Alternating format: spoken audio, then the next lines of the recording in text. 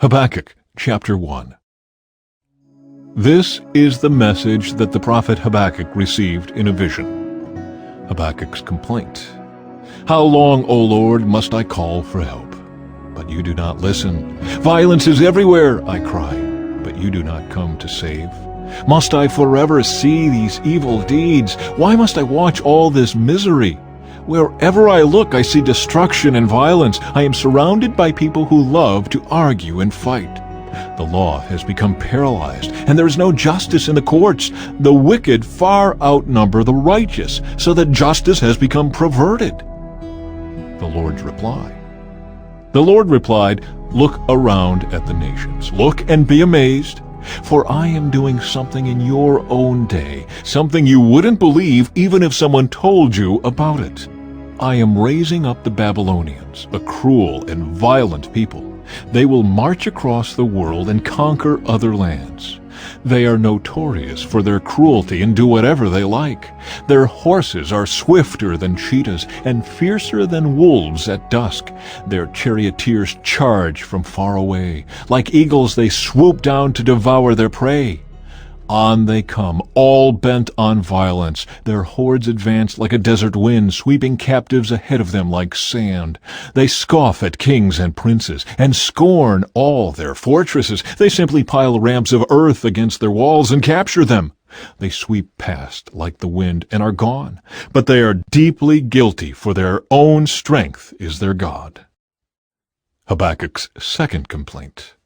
O Lord, my God, my Holy One, you who are eternal, surely you do not plan to wipe us out. O Lord, our rock, you have sent these Babylonians to correct us, to punish us for our many sins. But you are pure and cannot stand the sight of evil. Will you wink at their treachery? Should you be silent while the wicked swallow up people more righteous than they? Are we only fish to be caught and killed? Are we only sea creatures that have no leader? Must we be strung up on their hooks and caught in their nets while they rejoice and celebrate? Then they will worship their nets and burn incense in front of them. These nets are the gods who have made us rich, they will claim. Will you let them get away with this forever? Will they succeed forever in their heartless conquests? I will climb up to my watchtower and stand at my guard post. There I will wait to see what the Lord says, and how he will answer my complaint. The Lord's second reply. Then the Lord said to me, Write my answer plainly on tablets, so that a runner can carry the correct message to others.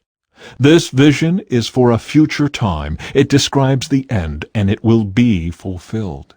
If it seems slow in coming, wait patiently, for it will surely take place. It will not be delayed. Look at the proud. They trust in themselves, and their lives are crooked. But the righteous will live by their faithfulness to God. Wealth is treacherous, and the arrogant are never at rest. They open their mouths as wide as the grave, and like death they are never satisfied. In their greed they have gathered up many nations and swallowed many peoples. But soon their captives will taunt them. They will mock them, saying, What sorrow awaits you, thieves! Now you will get what you deserve.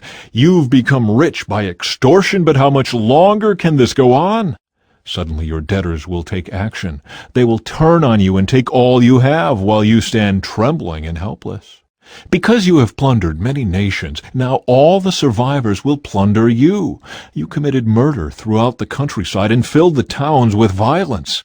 What sorrow awaits you who build big houses with money gained dishonestly. You believe your wealth will buy security, putting your family's nest beyond the reach of danger. But by the murders you committed, you have shamed your name and forfeited your lives. The very stones in the walls cry out against you, and the beams in the ceilings echo the complaint. What sorrow awaits you who build cities with money gained through murder and corruption? Has not the Lord of heaven's armies promised that the wealth of nations will turn to ashes? They work so hard, but all in vain. For as the waters fill the sea, the earth will be filled with an awareness of the glory of the Lord. What sorrow awaits you who make your neighbors drunk? You force your cup on them, so you can gloat over their shameful nakedness. But soon it will be your turn to be disgraced. Come, drink, and be exposed. Drink from the cup of the Lord's judgment, and all your glory will be turned to shame. You cut down the forests of Lebanon. Now you will be cut down. You destroyed the wild animals, so now their terror will be yours. You committed murder throughout the countryside and filled the towns with violence. What good is an idol carved by man, or a cast image that deceives you? How foolish to trust in your own creation, a God that can't even talk. What sorrow awaits you who say to wooden idols, "Wake up and save us." To speechless stone images you say, "Rise up and teach us." Can an idol tell you what to do? They may be overlaid with gold and silver, but they are lifeless inside. But the Lord is in his holy temple. Let all the earth be silent before him. Chapter 3.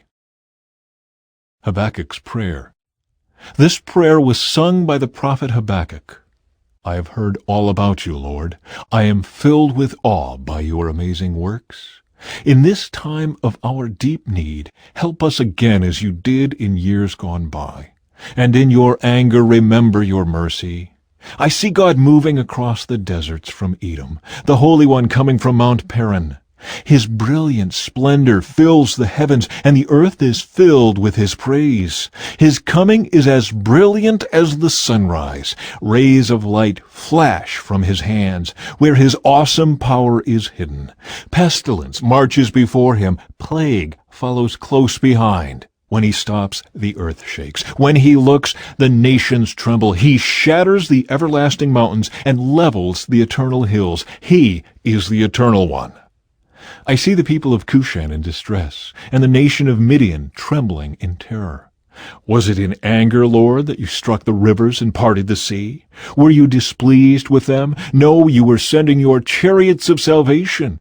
You brandished your bow and your quiver of arrows. You split open the earth with flowing rivers. The mountains watched and trembled. Onward swept the raging waters. The mighty deep cried out, lifting its hands to the Lord. The sun and moon stood still in the sky as your brilliant arrows flew and your glittering spear flashed. You marched across the land in anger and trampled the nations in your fury. You went out to rescue your chosen people, to save your anointed ones. You crushed the heads of the wicked and stripped their bones from head to toe. With his own weapons you destroyed the chief of those who rushed out like a whirlwind, thinking Israel would be easy prey. You trampled the sea with your horses, and the mighty waters piled high. I trembled inside when I heard this. My lips quivered with fear. My legs gave way beneath me, and I shook in terror. I will wait quietly for the coming day, when disaster will strike the people who invade us. Even though the fig trees have no blossoms, and there are no grapes on the vines, even though the olive crop fails, and the fields lie empty and barren, even though the flocks die in the fields, and the cattle barns are empty, yet I will rejoice in the Lord. I will be joyful in the God of my salvation. The sovereign Lord is my strength. He makes me as sure-footed as a deer, able to tread upon the heights. For the choir director, this prayer is to be accompanied by stringed instruments.